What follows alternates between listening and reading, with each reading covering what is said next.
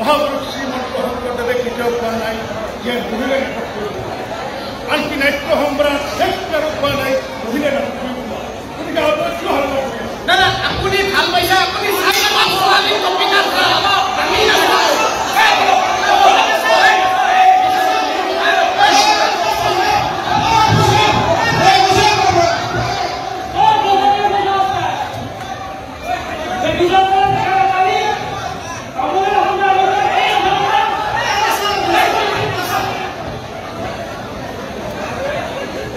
এনেকুৱা সম্পূৰ্ণ মনেৰে এতিয়া অসমীয়া জাতিৰ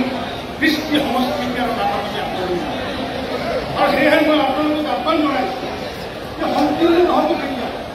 আমাৰ নাটক যিহেতু বিশ্বৰ ভিতৰত প্ৰথম নাটক দিছিলে আমাৰ মহাপুৰুষ শ্ৰীমন্ত শংকৰদেৱ আৰু এই শংকৰদেৱৰ নাটককে আমি ক্ৰমাগতভাৱে যি যাত্ৰা কৰি গৈ আহিছোঁ আমি তাত সকলো সহযোগ কৰিব আমিতো দেখিছোঁ যে বিদেশৰ মহিলাই যদি নাটক কৰিব পাৰে পশ্চিমবংগৰ যদি বঙালী মহিলাই নাটক কৰিব পাৰে অসমৰ মহিলাকেও নাটক কৰিব পাৰে গতিকে তোমাৰ নাটক কৰিছোঁ আমি নাট্যকৰ্মীসকল তোমালোকৰ লগত আছোঁ আৰু এই নাট্যৰ লগত আমি আজিৰ দিনত চিৰদিনৰ বাবে তোমালোকে নাটক কৰি খবৰ সৈতে ইউনিভাৰ্চিটি নিউজৰ ষ্টুডিঅ'ৰ মজিয়াত মই কৈছোঁ এইবাৰ মঞ্চত অভিনেতা অৱধ মন্ত্ৰী ৰঞ্জিত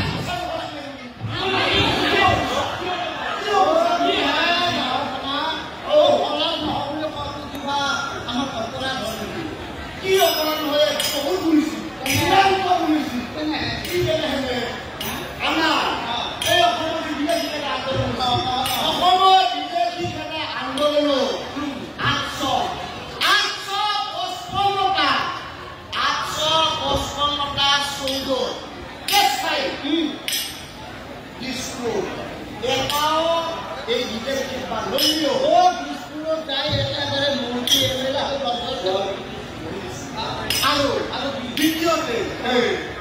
আমাৰ এই অসমীয়া ভাষাটো বেলেগ ভাষাৰ প্ৰচলন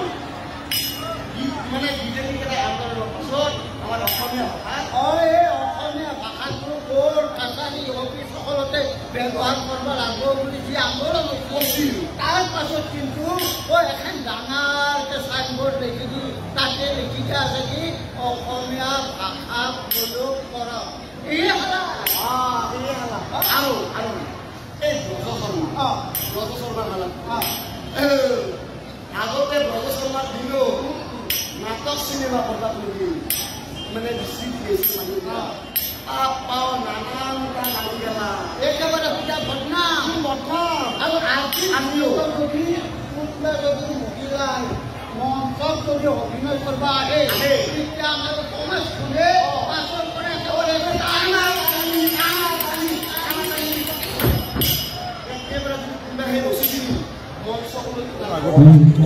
আমাৰ প্ৰয়াত বিশিষ্ট শিক্ষাবিদ তথা ব্যৱস্থাপক দেৱে এই মহাবিদ্যালয়খন স্থাপন কৰিছে আৰু স্থাপন কৰাৰ পিছত আজি প্ৰায় 60টা বছৰ পূৰ্ণ হৈছে আৰু সেইকাৰণে 60টা বছৰত আজি প্ৰথমতে মই আহি পেলাই ঘনশ্যাম তালুকদাৰ দেৱৰ যি প্ৰতিমূৰ্তি কাৰণ তেখেতৰ যি অভূতপূৰ্ব যি অৰিহণা সেই অভূতপূৰ্ব অৰিহণাৰ বাবে আজি এই মহাবিদ্যালয়খন গঢ় লৈছিলে আৰু তেখেতৰ কিছুমান সপোন আছিলে এটা বিশেষ সপোন আছিলে যে বিজ্ঞান শাখা প্ৰৱৰ্তন কৰা কিন্তু সেই সময়ত নোৱাৰিলে যাৰ কাৰণে আমাৰ চৰকাৰখনৰ যেতিয়া আছিলে মাননীয় শিক্ষামন্ত্ৰী ডক্টৰ হিমন্ত বিশ্ব শৰ্মা ডাঙৰীয়া আছিলে আৰু তেতিয়া মই উদ্যোগ লৈ পেলাই আৰু লগতে আমাৰ প্ৰয়াত শংকৰ দাস প্ৰয়াত ৰতিৰঞ্জন দাস আৰু আমাৰ বীৰেন্দ্ৰ নাথ চক্ৰৱৰ্তী ডাঙৰীয়াই আমি উদ্যোগ লৈ পেলাই আমি প্ৰাইভেটত আমি কৰিব খুজিছিলোঁ আমি অন ফাইনেন্সত কৰিব বিচাৰিছিলোঁ কিন্তু মুখ্যমন্ত্ৰী আজি মুখ্যমন্ত্ৰী ডাঙৰীয়াই আমাক তেতিয়া প্ৰথমবাৰৰ কাৰণে বিজ্ঞান শাখা দিছিলে আৰু যাৰ কাৰণে আমি বিজ্ঞান শাখা আমি প্ৰৱৰ্তন কৰিলোঁ ইয়াতে পৰৱৰ্তী সময়ত অসমৰ প্ৰথমখন মহাবিদ্যালয় য'ত পি জি ব্লক আছে স্নাতকোত্তৰ ভৱন আজিলৈ অসমৰ কোনো মহাবিদ্যালয়ত নাই সেইটোও কৈছোঁ গতিকে এইখন মহাবিদ্যালয়ৰ ইমোশ্যনেল টাচো আছে আৰু যিহেতু কাইলৈ যিহেতু কেবিনেট আছে কেবিনেটত